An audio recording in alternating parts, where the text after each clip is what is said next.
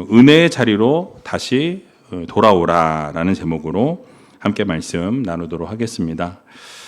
벌써 6월의 중순입니다. 리딩 지저스 지금 딱 중간이에요. 이번 주가 23주 주간인데요. 45주까지 되어지니까 지금 이제 터닝 포인트, 돌아서는 주간이 되었습니다. 딱 반을 지나게 되었는데요. 열심히 읽고 계시죠? 10명 대답하셨네요. 여러분 열심히 성경 읽으셔서 하나님이 말씀하시는 그 말씀을 읽음으로 또 하나님이 허락하신 은혜를 날마다 누릴 수 있는 그런 우이제일교회 성도님들이 다 되셨으면 좋겠습니다. 지난 주간에 뭐가 있었죠? 부흥성회가 있었죠. 부흥성회를 통해서 저도 개인적으로 상당히 은혜를 많이 받았는데요. 여러분들도 많은 은혜 받으셨을 줄로 믿습니다. 근데 은혜를 받은 것에서 멈추시면 안 돼요. 은혜를 받으셨으면 어떻게 해야 된다고 말씀드렸죠? 늘 그 말씀대로 순종하는, 그 말씀을 행하는 데까지 옮겨져야 그게 진짜 은혜가 됩니다. 그러니까 마음 가운데 정말 좋은 말씀이다, 귀한 말씀이다, 은혜 받았다, 여기서 멈추지 마시고 그 받은 은혜를 이제 실천하는, 받은 은혜대로 살아가는 그런 귀한 우이제일교회 모든 성도님들이 다 되시길 주님의 이름으로 간절히 축원드립니다. 자, 대부분의 사람들은 더러운 것보다 깨끗한 것을 선호합니다. 그래서 몸이 더러워지게 되면 몸을 씻고 싶어 하죠. 옷이 얼룩이 지게 되면 세탁을 하고 싶어 하게 됩니다. 마음이 더러워지게 되면 마음이 깨끗해지기를 갈망한다라는 거죠.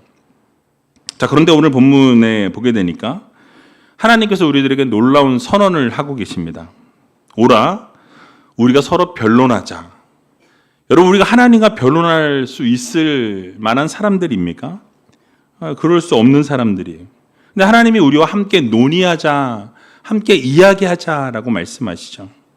여러분, 이 말씀은 하나님께서 이 죄된 인간들을 법정 앞에다 끌어다 놓으시겠다라는 말씀이 아니라 범죄를 저질렀던 이스라엘 백성이지만 그들과 함께 변론하시고 대화하시고 이야기 나누시면서 회복의 장으로 그들을 초청하시는 이 초청의 메시지고 은혜의 언어인 것입니다. 여러분, 특별히 오늘 본문인 이사야 1장의 역사적인 배경을 잠깐 생각해 보면 기원전 8세기에 이 남유다 왕국이 배경이 됩니다. 그리고 오늘 본문을 외치고 있는 이사야 선지자는 이 우시야 왕과 요담, 아하스, 히스기야 왕의 4대에 걸쳐서 예언을 했던 아주 귀한 선지자였다라는 것이죠.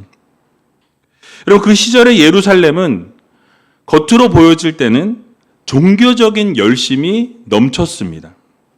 그 당시에 하나님 앞에 제사가 드려졌고 절기가 계속해서 지켜지게 됩니다. 그러다 보니까 성전은 사람들로 가득하게 되었던 것을 우리는 성경을 통해서 보게 되죠. 자, 그런데 하나님의 시선으로 이러한 상황을 보실 때 여러분 어떠했을까요? 하나님의 시선으로 그들을 바라보았을 때는 위선으로 보여졌다라는 거예요. 예배가 드려지게 되지만 예배는 형식적인 예배였습니다. 그러니까 하나님께서 받으실 만한 예배가 드려져야 되는데 하나님이 받으실 수 없는 예배가 드려졌던 것이죠. 자, 그러다 보니까 하나님께서 그들의 예배를 기뻐하지 않으셨어요. 받지 않으셨어요. 왜 그렇습니까? 문제는 무엇이었냐면 그들의 예배가 이 삶이랑 분리되어 있었다라는 거죠. 그러니까 성전에서 예배할 때는 거룩함으로 예배하지만 성전에서 나오는 그 순간 세상과 버타여 살아가는 그러한 그들의 모습 속에서 하나님은 그들의 예배를 받을래야 받으실 수 없었다라는 사실입니다. 여러분, 이 말씀은 단순히 2700여 년 전에 선포되어진 유다 백성만을 위한 말씀이 아니라 오늘을 살아가고 있는 바로 여러분들에게, 우리들에게 하나님이 주시는 말씀인 것입니다. 여러분들 예배의 문을 우리가 들어오고 나가면서 삶의 변화가 없는 여러분 우리 모두에게 주시는 긴급한 하나님의 초청의 메시지라는 것을 우리는 마음에 새겨야 할 것입니다. 자, 그렇다면 오늘 본문을 통해서 하나님께서 우리들에게 허락해 주신 교훈의 말씀이 무엇인지 같이 한번 생각해 보는 시간을 갖도록 하겠습니다. 자, 첫 번째로는 하나님께서 참된 회개로 나오라라고 이렇게 말씀하고 계십니다. 오늘 본문 16절의 말씀인데요. 같이 한번 읽어보겠습니다. 너희는 스스로 씻으며 스스로 깨끗게 하여 내 목전에서 너희 악업을 버리며 악행을 그치고. 아멘. 자, 여러분 이사야 선지자가 이 말씀을 기록할 때 그는 당대의 종교 지도자들과 백성들에게 충격적인 선언을 하게 됩니다. 바로 당시 유대인들에게 씻음이라는 이 단어는 성전 제사를 위한 정결 예식을 의미했어요. 그러니까 그들이 성전의 제사를 드리기 이전에 물로 몸을 깨끗하게 씻고 정결하게 했다라는 거죠. 그리고 나서 어떻게 합니까? 제물을 하나님 앞에 올려드리고 절기를 지켰다라는 거예요. 근데 여러분 문제가 무엇이었냐면 앞에도 잠깐 말씀드렸지만 그저 그렇게 몸을 씻고 예배를 드리고 절기를 지키면 그냥 됐다라고 생각한 거예요. 이거면 충분하다라고 생각한 것이죠. 자, 그런데 하나님께서는 16절 상반절을 보게 되니까 너희는 스스로 씻으며 스스로 깨끗게 하여라고 이렇게 말씀합니다. 여러분 이 말씀은 죄로 타락하여진 이 부정해졌던 유다 백성들에게 하나님은 회개할 것을 요구하고 계시는 것입니다. 오늘 읽지는 않았지만 15절의 말씀을 보게 되면 이스라엘 백성들은 이미 이 죄악으로 하나님과의 관계가 멀어졌다라고 말씀하고 있어요. 그렇기 때문에 그들이 하나님 앞에 기도할지라도 하나님께서는 그들의 기도를 듣지 않으시겠다라고 말씀하고 있어요. 응답을 그들이 받을 수 없었다라고 설명하고 있습니다. 여러분 그러므로 그들이 하나님의 응답을 받고 하나님과의 관계가 회복되기를 원한다면 하나님이 지금 뭘 말씀하십니까? 먼저 너희들의 죄, 부정해진 너희들의 자신들을 씻어야 한다라고 이렇게 말씀하고 계신 것이죠. 여러분 물론 우리들이 옷이 더러워지면 옷을 빨면 됩니다. 그래서 뭐 얼굴이 더러워지면 씻으면 된다라는 거예요.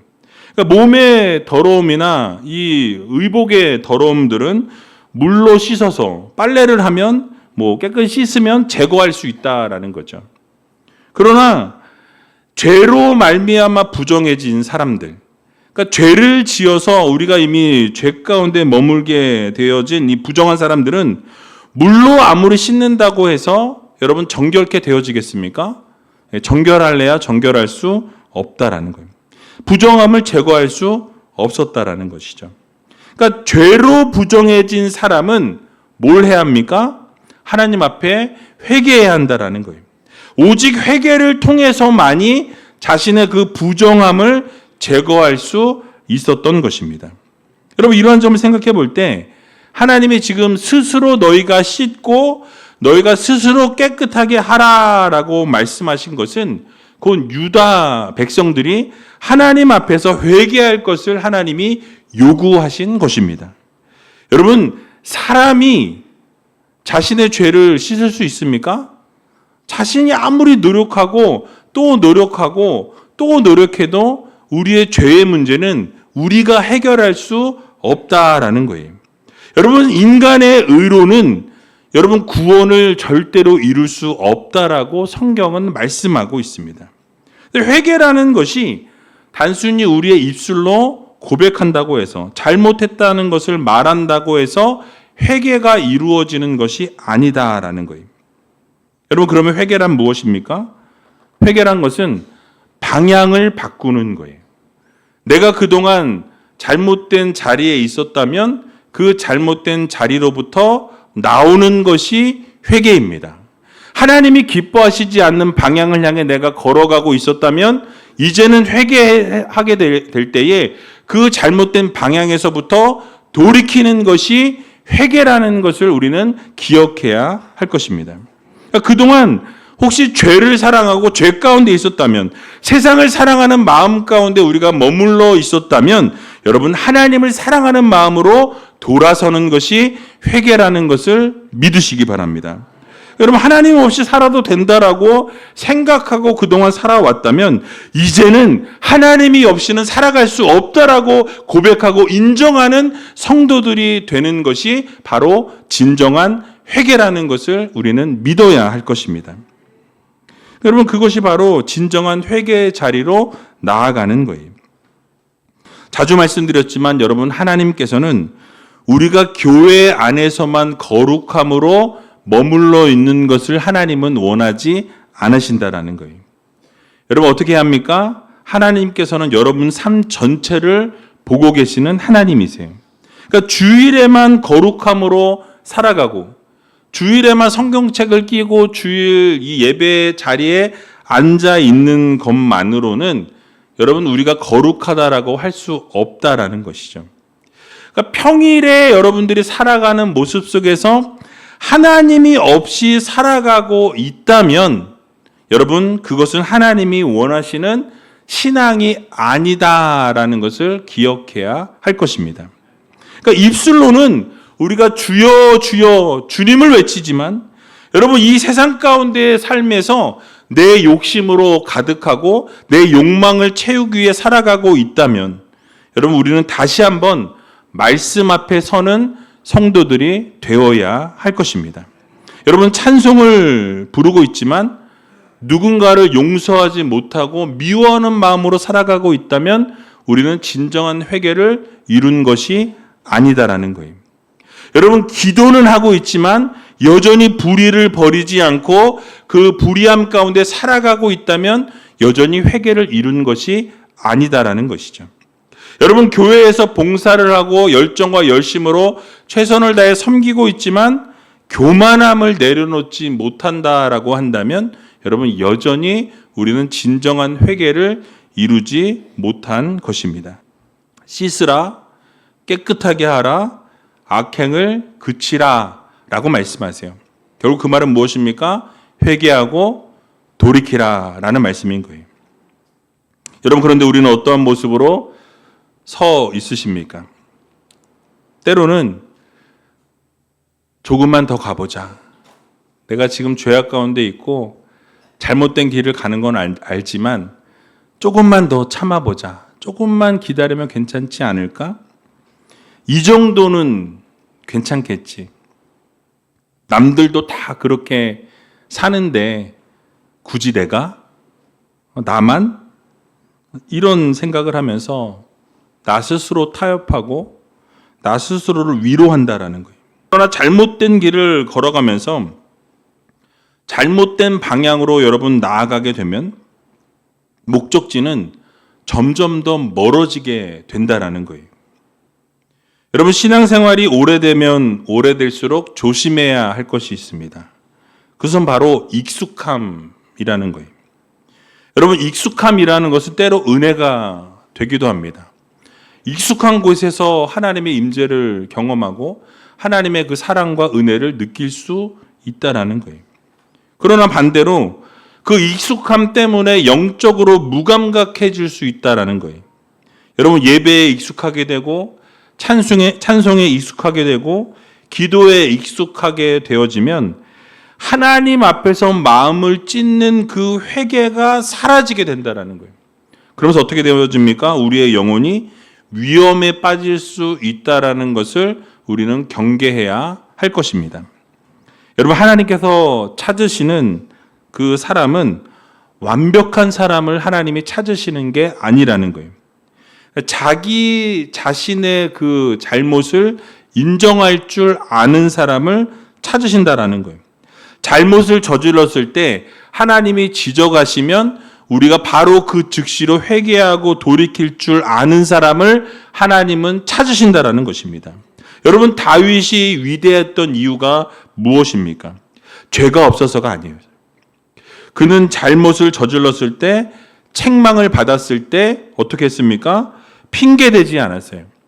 하나님 앞에서 자신의 그 잘못을 인정하고 그 즉시로 회개하고 내가 범죄하였나이다 하고 주님 앞에 고백하면서 그 자리로 그 즉시로 돌이켰다라는 거예요. 회개했습니다. 여러분, 참된 회개는 자기 방어를 멈추는 거예요. 여러분, 참된 회개는 자신의 변명을 이제 멈추는 겁니다. 여러분, 참된 회개는 하나님 앞에서 이제 정직해지는 거예요. 여러분, 그런데 우리 가운데 그 누구도 우리 스스로는 정결할 수 없다라는 거예요. 우리 스스로는 죄의 문제를 해결할 수 있는 사람이 아무도 없다라는 거예요. 여러분, 우리 스스로는 우리 자신을 깨끗게 할 수 있는 사람이 아무도 없다라는 것입니다.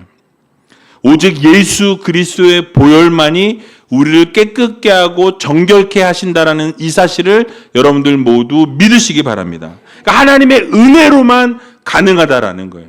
하나님이 은혜 주셔야, 하나님이 우리를 용서하셔야 우리가 회개하고 하나님 앞으로 돌이킬 수 있다라는 이 사실을 여러분 모두 믿으시고, 날마다 하나님이 기회 주실 때, 하나님이 돌아오라 말씀하실 때 하나님께로 돌이키고 회개하고 하나님 앞에 나올 수 있는 귀한 우이제일교회 모든 성도님들이 다 되시길 주님의 이름으로 간절히 축원드립니다.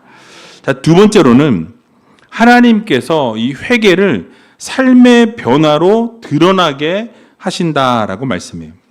오늘 17절의 말씀인데요. 같이 한번 읽어보겠습니다. 선행을 배우며 공의를 구하며 학대받는 자를 도와주며 고아를 위하여 신원하며 과부를 위하여 변호하라 하셨느니라. 아멘. 여러분, 하나님께서는 악을 버리라, 회개하라고만 말씀하지 않으셨어요. 그 이후에 뭐라고 또 말씀하십니까? 너희가 선행을 배우며 라고 말씀하죠. 그러니까 선을 배우라고 말씀합니다. 즉, 회개를 하면서 회개에서 멈추지 말고, 그러니까 죄를 멈추는 것에서 끝이 아니라는 것을 하나님이 우리들에게 말씀하고 계신 것이, 여러분, 회개라는 것이 무엇입니까? 삶이 변화되어서 그 삶이 선행으로 연결되어지는 삶까지 나아가는 것이라는 것을 우리들에게 말씀해 주고 있는 것이죠. 그러니까 우리가 하나님이 돌아오라 말씀하셔서 돌아왔어요. 회개하라 말씀하셔서 회개했습니다. 근데 여기 회개하는 것에서 끝 하는 것이 아니라 어떻게 합니까? 이제 회개하고 돌이켰으면 하나님이 기뻐하시는 삶으로 연결이 되어져야 한다라는 거예요.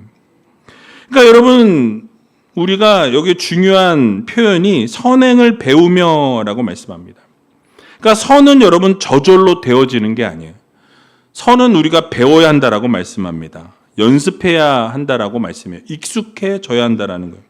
그러니까 선이 그냥 되어지는 것이 아니라 하나님의 은혜로 선을 행할 수 있는 거예요. 근데 여러분, 우리들의 삶을 돌아보게 되면 죄에는 너무 익숙한 것을 보게 됩니다. 그러니까 자기 중심적으로 생각하는 사람들을 보게 되면 배우지 않아도 자기 중심적으로 살아가는 것을 보게 되죠. 상처를 주는 말이나 상처를 주는 행동을 하는 것을 볼 때 여러분, 배우지 않아도 얼마나 잘하는지 몰라요. 남들에게 상처를 주고 마음을 아프게 하는 거 안 배워도 잘해요. 여러분, 남을 원망하고 남을 비판하고 판단하는 것 노력하지 않아도, 배우지 않아도 너무너무 잘하는 걸 보게 되죠. 배우지 않아도 그건 어떻게 잘하는지 모르겠어요. 근데 여러분, 선은 어떻습니까? 선행은 그냥 되어지는 게 아니에요.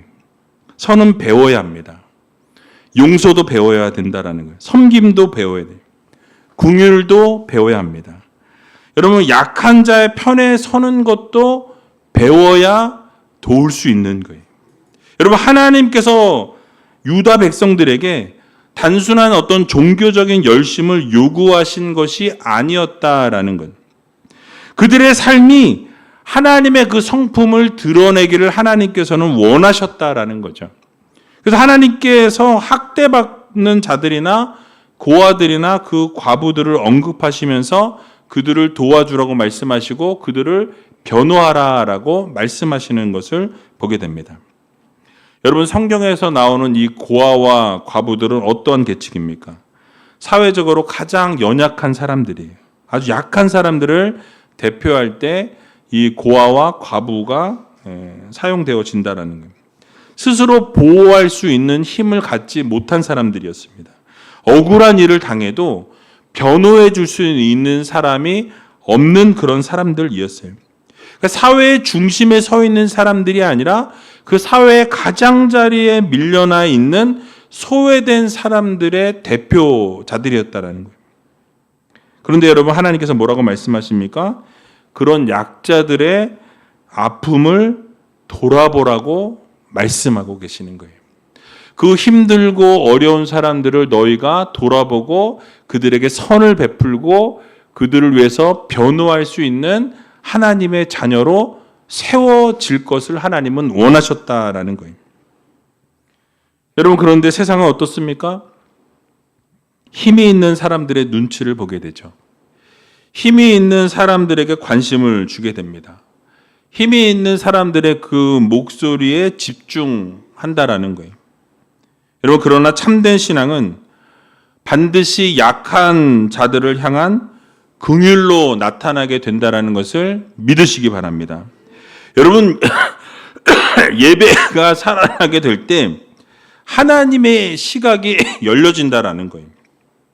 여러분들의 말씀이 여러분들의 삶의 중심에 서게 되면 여러분 주변의 아픔의 사람들이 보이기 시작한다라는 거예요. 그러니까 하나님의 은혜가 임하게 되면 하나님의 마음과 하나님의 시각이 우리에게 드러나게 된다라는 거죠. 여러분, 하나님의 은혜를 경험한 사람들은 더 이상 자기만을 위해 살아갈래야 살아갈 수 없게 되는 것입니다. 유다 백성들은 성전에서 예배를 드렸지만 정작 그 사회 안에는 이 불의가 가득했다라는 거예요. 여러분, 힘 있는 자들이 힘없는 약한 사람들을 짓눌렀다라는 것이죠. 그 당시에 재판은 어떠했습니까? 공정하지 못했다라는 거예요. 재판이 굽었다라고 성경은 말씀합니다. 그러니까 고아와 과부의 억울함이 넘쳐났고 그들은 외면당했다라는 거예요. 여러분, 그러면서도 그들은 어떻습니까? 하나님께 제사를 드리면 괜찮다라고 생각한 거예요. 이러한 사회 가운데, 이러한 흐름 가운데서도 우리가 하나님께 예배하면 모든 것이 해결된다라고 생각했던 것입니다. 그러나 하나님께서는 뭘 강조하고 계십니까? 나는 그러한 예배를 받을 수 없다라고 말씀하시는 거죠. 그러한 예배를 기뻐하지 않으신다라고 선언하고 계신 것입니다. 여러분, 우리가 진정으로 하나님 앞에 돌아왔다면 여러분, 우리의 삶에서는 정의가 드러나야 합니다. 여러분, 우리가 하나님 앞에 진정으로 돌아왔다면 약한 자들을 향한 긍휼함이 있어야 한다라는 거예요. 여러분, 우리가 정말 하나님 앞으로 진정으로 돌아오고 회개했다면 여러분, 소외된 분들을 향해 손을 내밀 수 있는 믿음의 성도들이 되어야 한다라는 것을 여러분 모두 기억하시기 바랍니다. 그러므로 우리는 교회 밖에서 증명하는 삶을 살아가야 할 것입니다. 여러분, 우리가 정말로 은혜를 예배 가운데 받았다라고 한다면 여러분들의 가정으로 돌아가셔서 여러분 성도로서 하나님의 자녀로서 하나님의 백성으로서 증명하는 삶을 살아야 한다라는 거예요. 여러분, 직장에서도 여러분 자녀로서 백성으로서 증명해야 합니다. 돈을 쓰는 방식에서도 여러분들은 하나님의 자녀로서의 삶을 증명해야 한다라는 거예요. 말하는 태도에서도 여러분들 하나님의 자녀로서 증명할 수 있어야 한다라는 거예요. 사람을 대하는 방식도 우리가 달라져야 한다라는 거예요. 바로 하나님이 원하시고 하나님이 기뻐하시는 삶의 모습으로 바뀌어져야 할 것입니다. 여러분, 은혜를 받았다고 말하는 것이 중요한 것이 아니라 은혜를 받은 사람답게 살아가는 그런 성도들이 여러분 되어야 할 것입니다. 예수님께서 이 세상 살아가실 때 어떻게 살아가셨는지 우리는 생각해 보아야 한다는 거예요. 언제나 병든 자들과 함께 하셨고 죄인들과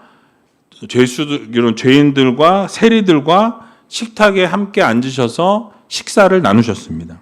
어렵고 소외된 자들의 친구가 되어 주셨다라는 거예요.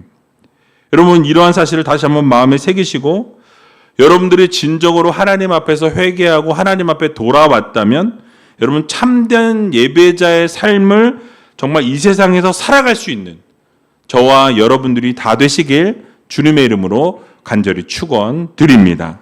자, 마지막으로 하나님께서 돌아오는 자에게 은혜를 베푸신다라고 말씀하고 있습니다. 오늘 본문 18절 말씀인데요. 같이 한번 읽어보겠습니다. 여호와께서 말씀하시되 진홍같이 붉을지라도 양털같이 되리라. 아멘. 자, 앞에서도 잠깐 언급을 드렸지만 하나님께서는 우리들에게 하나님 앞으로 나오라고 말씀하십니다. 오라라고 말씀하시죠. 여러분 이 오라라는 단어에는 하나님의 마음이 담겨져 있습니다. 그러니까 하나님께서는 언제나 우리가 하나님 앞에 나오기를 하나님은 기다리고 계신다라는 거예요. 언제나 하나님 앞에 회개하고 돌이키기를 하나님은 기뻐하신다라는 거죠. 그러니까 하나님은 죄인을 언제나 불러주시는 하나님이십니다. 돌아오는 자들을 회복시켜 주시는 하나님이시라고 성경은 말씀하고 있어요. 여러분 사실 여기서 변론하자라는 이 단어는 이 법정의 언어입니다. 여러분 법정에서 어떻습니까? 죄가 드러나게 되어 있어요. 증거가 제시되어지고요. 결국 그 죄가 드러나면서 판결이 이루어지게 되는 것을 보게 됩니다. 그래서 죄인들은 어떻습니까? 법정에 서는 것을 두려워할 수밖에 없는 것이죠. 자, 그런데 하나님의 법정은 다르다라고 성경은 말씀해요. 죄를 드러나게 하시지만 동시에 그 죄인들이 살 길을 하나님이 함께 열어주신다라는 것이죠. 뭐라고 말씀합니까? 너희 죄가 주홍 같을지라도 흰눈같이 희어질 것이라고 말씀하고 있어요. 그러니까 너희들의 죄가 드러날지라도 하나님이 어떻게 하신다는 말씀이죠? 그 죄악을 덮어주신다라는 말씀인 거예요. 그러니까 너희들의 죄가 진홍같이 붉을지라도 너희들의 그 죄를 양털같이 희게 만들어주시는 하나님의 능력이 있음을 여러분 모두 믿으시기 바랍니다. 근데 우리가 죄를 지을 수 없는 여러분 빨간색일지라도 우리가 그 죄를 지을 수밖에 없는 빨간색일지라도 눈과 같이 하나님이 희게 하여 주시고 양털같이 희게 해 주신다고 말씀하고 있어요. 여러분 바로 이것이 하나님의 은혜입니다. 그러니까 우리의 힘으로는 우리의 죄의 문제를 해결할래야 해결할 수 없다라는 거예요. 인간이 씻어내지 못하는 그 죄를 하나님은 씻어내신다라는 거예요. 인간이 감당할 수 없는 죄의 문제를 하나님은 해결하실 수 있다라고 말씀합니다. 인간이 벗어날 수 없는 죄의 자리를 하나님께서는 새롭게 하신다라는 말씀인 거예요. 여러분 결국 이 모든 것이 어디에서 완성이 되어집니까? 예수 그리스도의 십자가에서 완성되어진다라는 것을 여러분들 모두 믿으시기 바랍니다.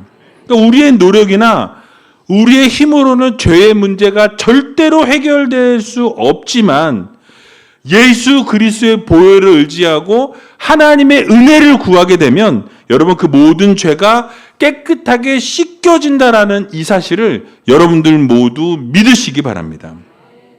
자, 그러면 우리는 어떻게 하면 되겠습니까? 하나님 앞에 나와야 한다라는 거예요. 그리고 그 하나님 앞에 나와서 우리의 죄를 자복하고 회개하고 돌이키는 그러한 성도들이 되어야 할 것입니다. 그러니까 하나님께서는 하나님 앞에 돌아오는 자를 하나님은 외면치 않으신다라는 거예요. 하나님은 거절하지 않으신다라는 거예요. 상한 마음을 멸시하지 않으신다라는 것입니다. 여러분, 그러므로 우리는 하나님 앞에 돌아와야 합니다. 하나님 앞에 돌이켜야 합니다. 하나님 앞에 돌아가야 한다라는 거예요. 그러면 하나님이 어떠한 은혜를 주신다고 약속하셨습니까? 오늘 보면 19절과 20절 말씀인데요. 같이 한번 읽어보겠습니다.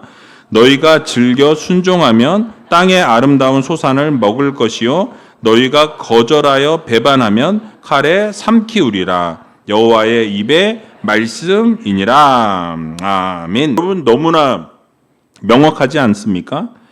하나님 앞에 돌아와서 회개하고 하나님 앞에 기도하면 하나님 앞에 순종하면 아름다운 땅의 소산을 먹게 된다라고 분명하게 말씀하고 있어요.